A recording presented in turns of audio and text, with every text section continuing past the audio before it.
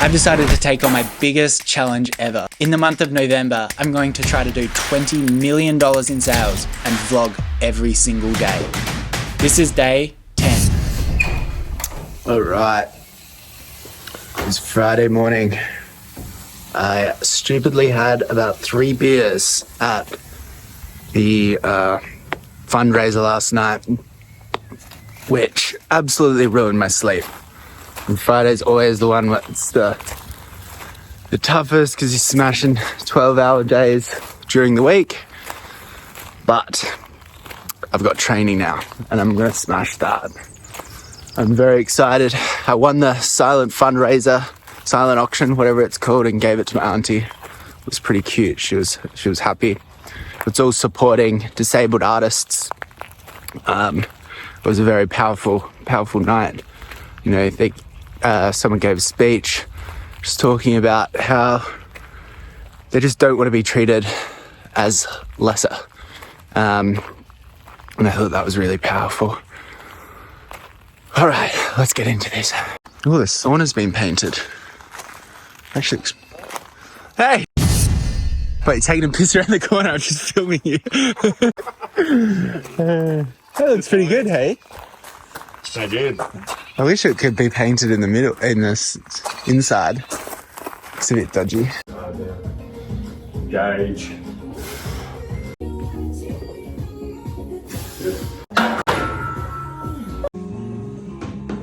Now 50 kilo heavier. Then again. I'm going to go through the 4 part again. Just getting a bit more glue down here. They're going. They're mini now.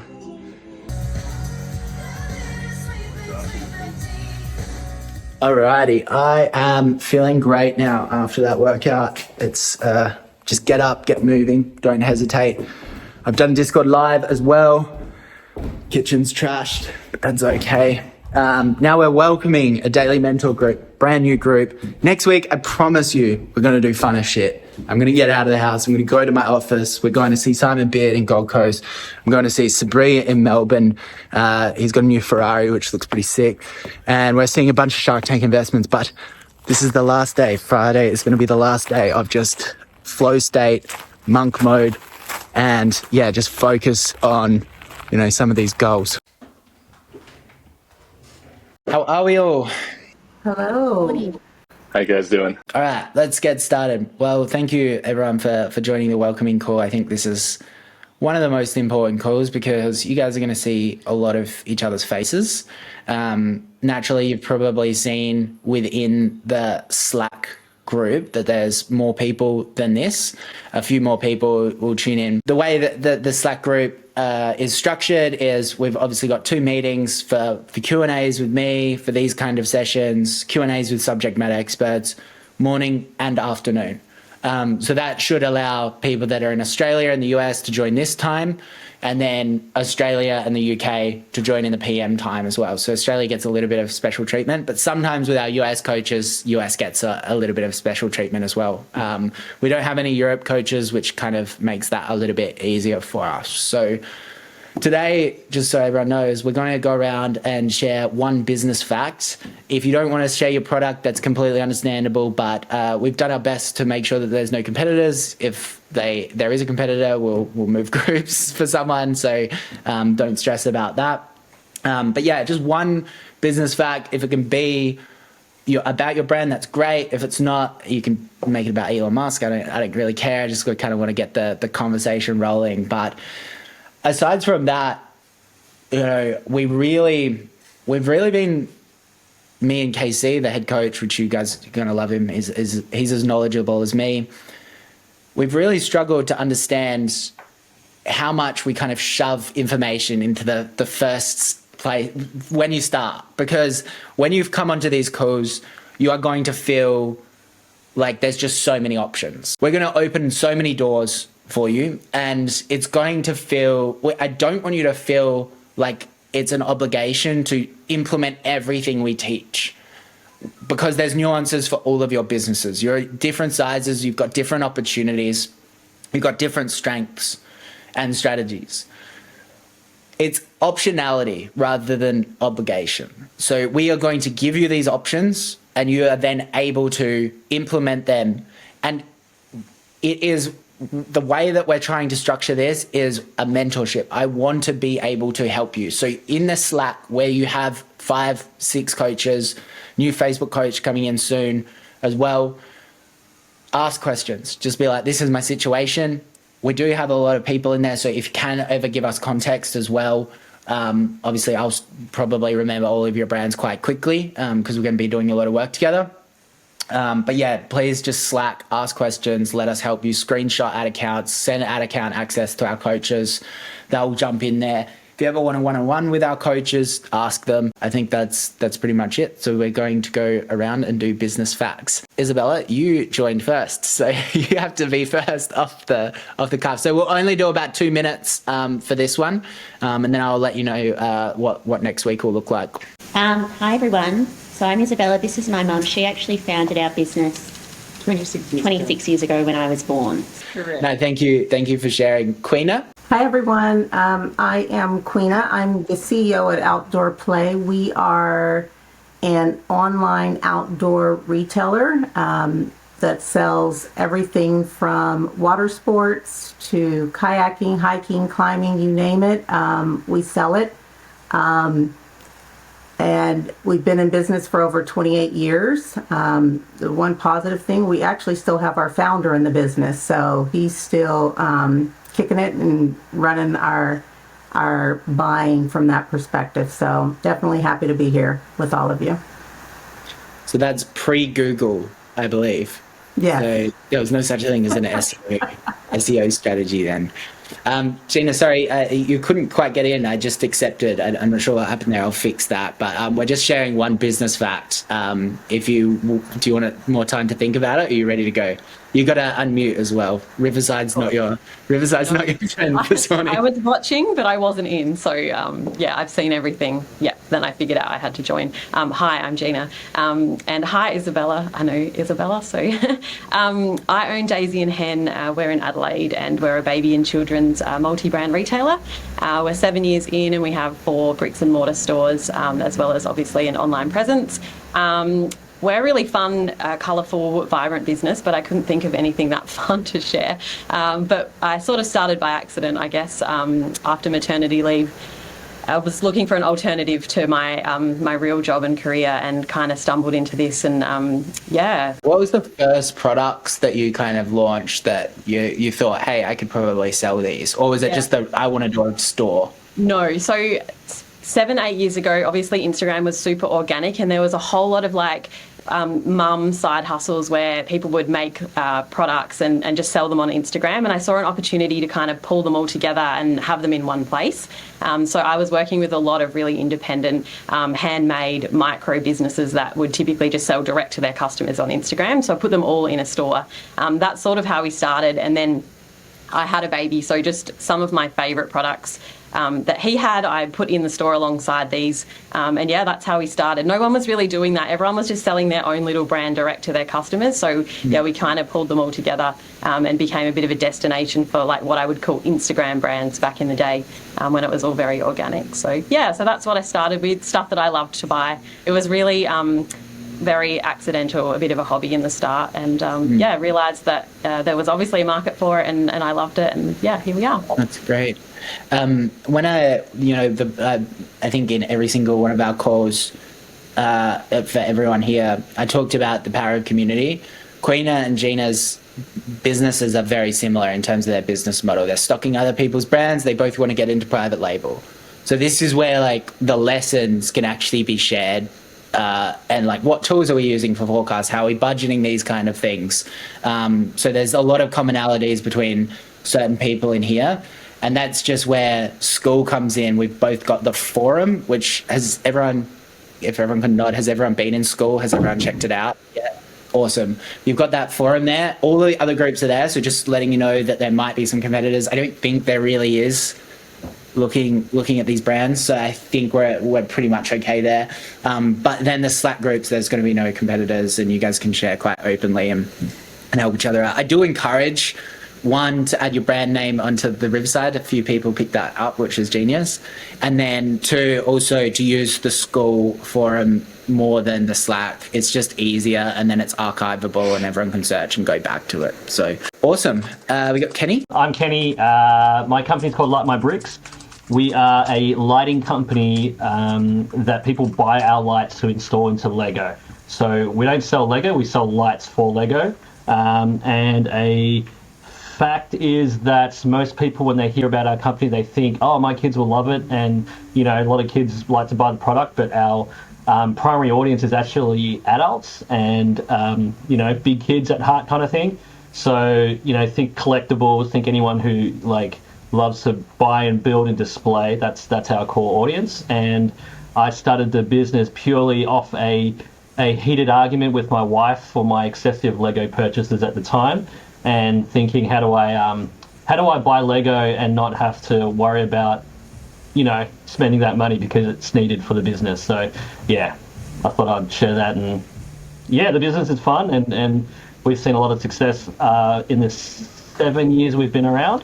Yeah, I think that's what's something. If you don't mind me asking, what's the most one customer has purchased from you? Is it like the biggest Lego with the most respect nerd? Like I love it.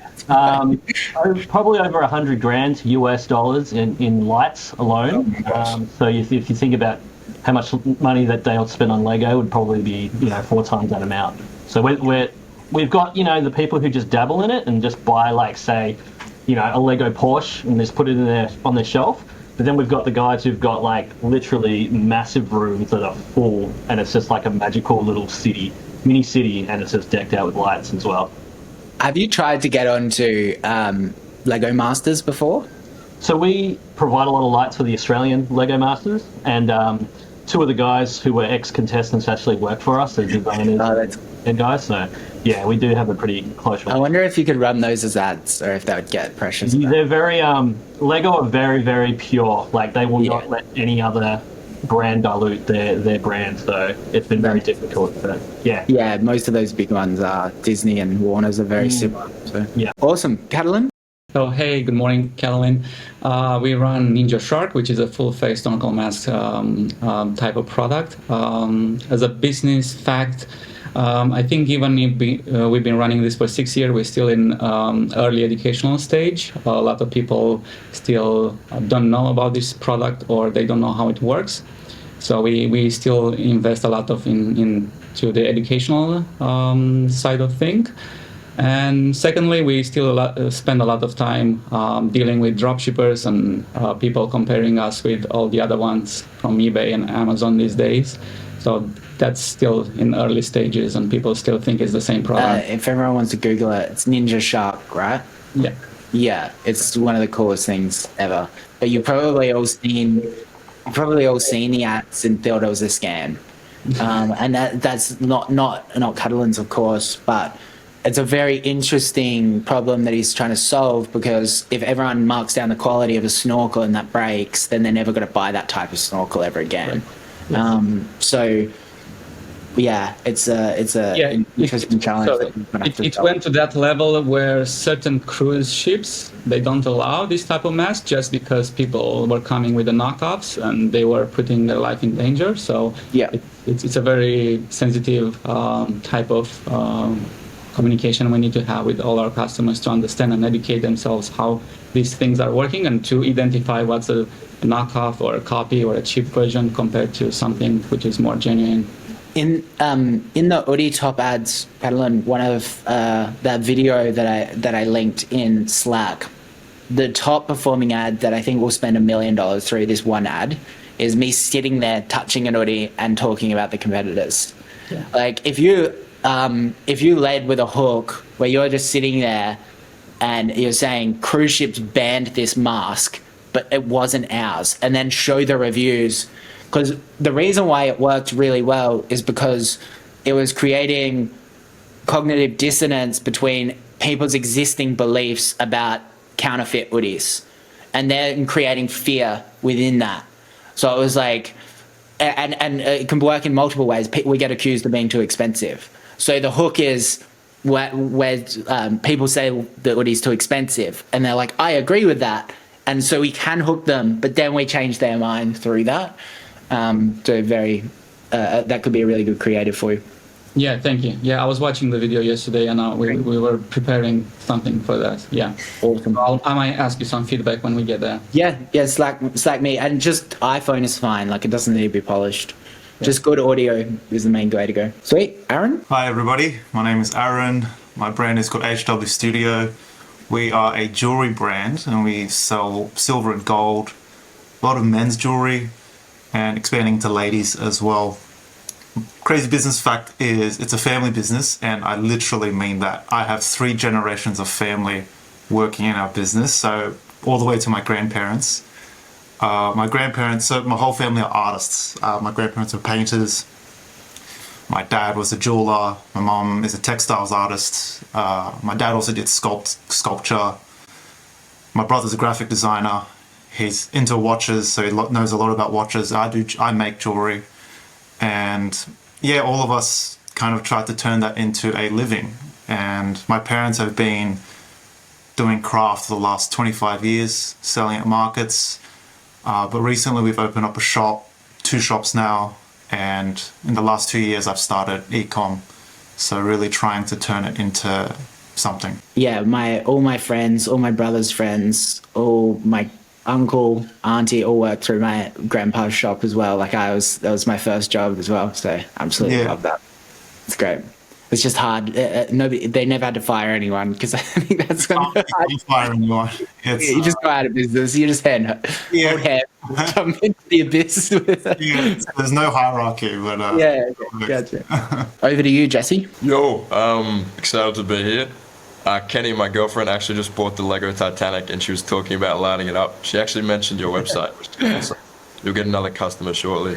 So I sell hot water systems. I actually started as a salesperson about a year ago, which was awesome. I learned a lot of skills, but it sucked. I was like going to 50 doors and I was like maybe selling 1 system in a week, and in a day, sorry. And sometimes it wouldn't even go through because I'm just knocking on the door offering them something, and they look up a website and they find like a website which has better reviews than the company that I work for, and they just go with that. So I just thought, why don't I do that? So I created my own website. I got partners, and I was able to make my own company from that, which has been really cool. And then Elon Musk backed as well. I just read his biography. I highly recommend it. But one of the ways he's so efficient and effective with his time, I don't necessarily recommend this, is he's always stressing that he doesn't have enough time to get everything done. And the things that he wants to do and accomplish, he thinks they're so important for humanity that like he has to do them within his lifetime, which is pretty cool. I haven't read his new one. I read the old one. I'm very excited to read it. He also has a lot of chief of staff and executive assistants that apparently are like, they would be CEO at $1 billion company, those kind of people. And they just work ridiculous hours with him. Does it cover that in the book? I was reading articles about it. Yeah, it covers some of his partnerships and strange relationships with them. Cool. Like you get an app called Polytopia, which is like a little game on the phone, and he'd play it with all of his executives to like teach them about life and business. That's funny. Yeah. Awesome. Reynard? Hey guys, I'm Renard. My business partner is over there. His name's Chuck. We're with Anime Gear Guru. We are an anime streetwear brand. Basically, we're coming up on 3 years in, January. Basically what we do is we take the outfits from all of your favorite animes. I don't know if anyone watches over here, and we kind of make it into real life. But instead of it being like a costume tablecloth material, we use high quality fabrics such as denims, Sherpas and then hoodies and beanies. For the past 2 years, we were selling unlicensed merch. We just transitioned a couple months ago into selling licensed merch, and that's really like trajected our business like we can't even like describe anymore.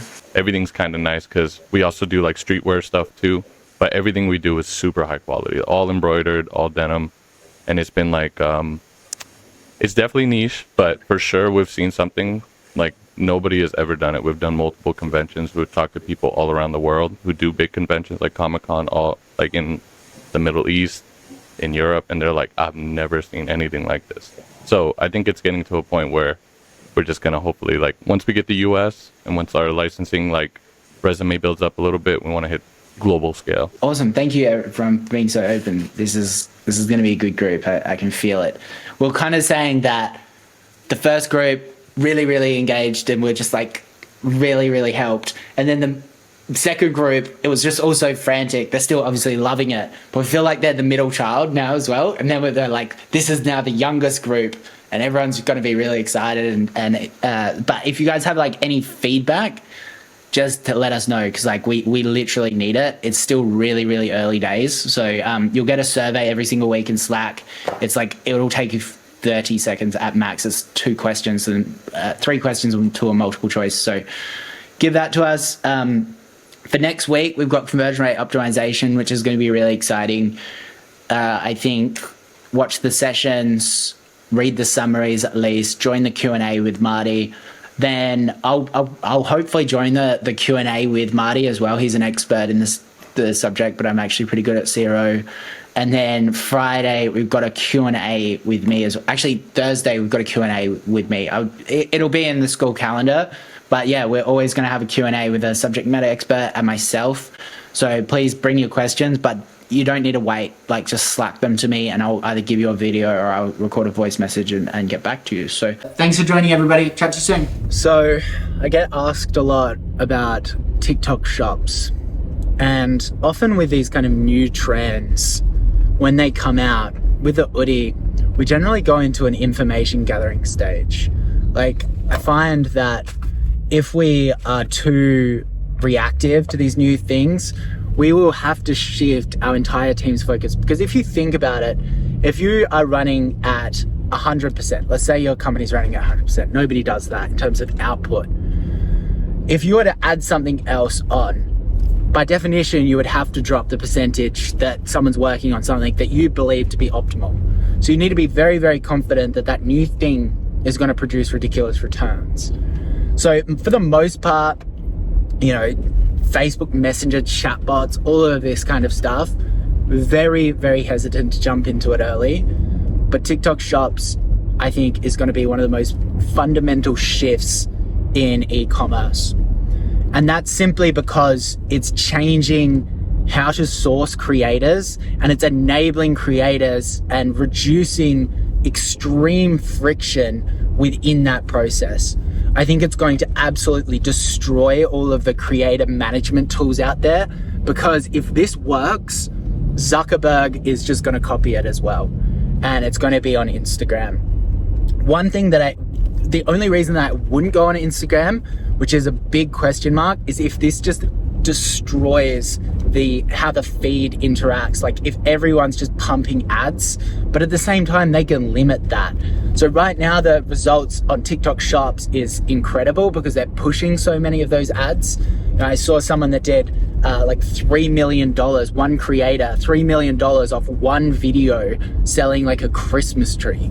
So the really interesting thing as well is when you actually go into the back end of TikTok shops, which unless you have a US entity, you won't be able to do that.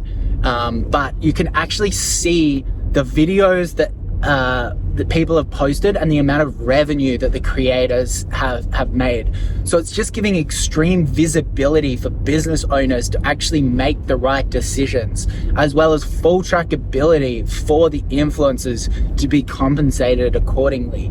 So I think it's going to be a game changer. And if you're sleeping on it, you know, in terms of setting up, if you have a US entity, then you're going to be late to the game, and they may start really reducing reach. The other thing that you might need to consider if you're a brand that you don't have a US entity is just considering the viral nature of your existing product categories. And if viral content strategies through Reels, TikTok, even like Twitter nowadays is going to be a strategy for you, then perhaps commoditized products need some element of virality that you can create. Whether you're a paint brand, like how can you think about how you can make the packaging and think about how you can make the use case really work on social media, because it will definitely pay dividends long term. Alrighty, 4 more calls. So one of the calls I've got, which I will show, is we're chatting to Danny Buck, the founder of Crafted. Now, Crafted, if you don't know, is probably one of the biggest men's jewelry brands in the world. I'll hopefully record a bit of that, and it should be good. All right. So how are you anyway? How's things? Yeah, good. Busy. It's been crazy. When did we last catch up? Maybe a year ago, wasn't it? Yeah. I was in a different apartment actually. Yeah. So yeah, it was maybe over a year actually. Yeah, maybe. Crazy. You're doing great. It's so good to see, mate. Well done. Thank you. See you rise through the ranks, and I appreciate it. I'm keen to jump in and hear where you're currently at, but I thought that considering we had the meeting booked, I would love to be selfish and hear like the story of Crafted and put that on YouTube if you're okay with that. Yeah, why not? With this recording, do you want to just run me through like the story of it? And I know you've worked with some crazy people. We'll just do 10 minutes and then we'll start riffing. Yeah. All right. So where do you want me to start? Do you go right back to the beginning, or do you want me to go from the beginning? Like, how did you start it? Like, why did you get into jewelry? Okay. So I had a marketing agency first. I started that when I was like 22, and that'll extend the story so much further. So I think I'll cut it short. Long story short on that, I worked for a software company. They had a web division. I wanted to expand it, so I did a management buyout at 22. That taught me so much about raising funds, all that sort of stuff really early on. We inherited just some web contracts. We went from something like 3 staff to 105 staff. I left by the time I was 30, so it was about 8 years. And along that journey, I think that was the best training by far that I did, having an agency, because I would learn stuff like, how does this e-commerce brand go from 0 to like 20, 30 million quid with like 8 staff? And I'd be like, what the hell are they doing? It was just SEO and PPC and all these things. And I had all these staff and we were doing about 4 million at the time. And I was just thinking, there's got to be an easier life here to this. And most of the time it was us as well. It was our digital strategy that was growing these brands, because they just had a warehouse, they had the stock, they had the website, and it was all the digital strategy. So things ended poorly for me there. We had a board, a new CEO. I didn't get on with the CEO. The CEO kind of brought in some of his own people, got equity, all that sort of stuff. It ended up a little bit toxic. I left, sold my shares back to the board. And then weirdly, they agreed to a fee for my shares, but then they put the business into administration. So they basically pre-packed me, and I lost a lot of money. It put me in a lot of debt, because I'd already moved on to my next thing. I'd bought stock for what was going to become this start of building brands. So you're expecting a paycheck from them to pay for that stock, and then they just screwed you over, pretty much. Yes, yeah. So basically, I sold my shares for a fee, which was amortized over 2 years, and I think I got 2 payments, and then that stopped. So I expected the cash flow to come in, committed myself, probably incorrectly. I was trying to build, in my first year of building brands, it was actually a brand called Circular, which was a watch brand at the time. And I'd seen movement watches, and I was like, wow, look at these guys. We can just be the English version of these guys. And I basically just I got into an ego place, a place of ego, where I was trying to get to 50 million in the first year, and it was just ridiculous. I should have literally treated it like what it was and treated it like a startup and gone for profit first. So ended up in a lot of difficulty there. So I had to go back into consulting just to pay the mortgage and things like that. But as I was doing this, I decided I feel like we do have similar journeys in like we definitely have similarities. I recorded building a brand, but I used Snapchat. So annoyingly, there's no history to this. So it's not on YouTube. It's not on anywhere. But this brand was Shop Honu, which is still available now, and we're still around now. And I just recorded it. And as I was doing this, I got a few people reaching out to me for more consultancy and stuff like that. But one of the people that reached out was my business partner for Crafted now, which is Alex. And he said, we should do a men's jewelry brand. And I was like, yeah, okay. What do you want me to help you? All that sort of stuff. He's like, no, I want you to do it with me. So I was like, oh, bloody hell. Okay. I don't really know too much about men's jewelry. I just know kind of the skeleton parts of that as an e-commerce brand, like low shipping rates and decent margins and all these sort of stuff. And we pulled it together, and it was kind of right at the very start of social media plus men's jewelry sort of on the rise. There's a couple of people around, but it was mainly high street, and high street wasn't cool. So you would never really, rings weren't a thing. Rings weren't a thing like for men, were they? It was just considered heaps feminine when you were first looking into that. Like, were you wearing rings? Like, why did Alex think that was going to work? Or was it just jewelry in particular? So basically, Alex would go on shoots. So he's a model, and he would go on shoots for other brands, and he would go in swimming pools, stuff like that, and he'd buy really cheap jewelry because he knew it would just tarnish and it'd be crap. And so he wanted fashion jewelry. So costume jewelry was kind of what it was called. I don't know, 6-7 years ago. So he'd buy that, but he knew he'd have to throw it away. So he'd be spending like 20-30 quid on some fashion jewelry and throwing it away. And that's how I came up with the concept of no green necks. So, which became one of our best performing ads of all time. And that was kind of the premise for the brand. So let's make affordable jewelry that doesn't tarnish. And I'm sure you'll see thousands of jewelry brands now going down that premise, but it was kind of the aha moment of, we've got men's jewelry, we've got social media. So those two things combined are kind of innovative and new, and we can do influencer marketing and social media ads and things like that. And what were the what was the progression of influencers? Because you work with some of the biggest influencers in the world, right? So where did you start with influencers, and then where did you end up? Annoyingly, we were probably just at the end of the curve where people were believing influencers, and you could just pay someone for a post and attribute it to revenue.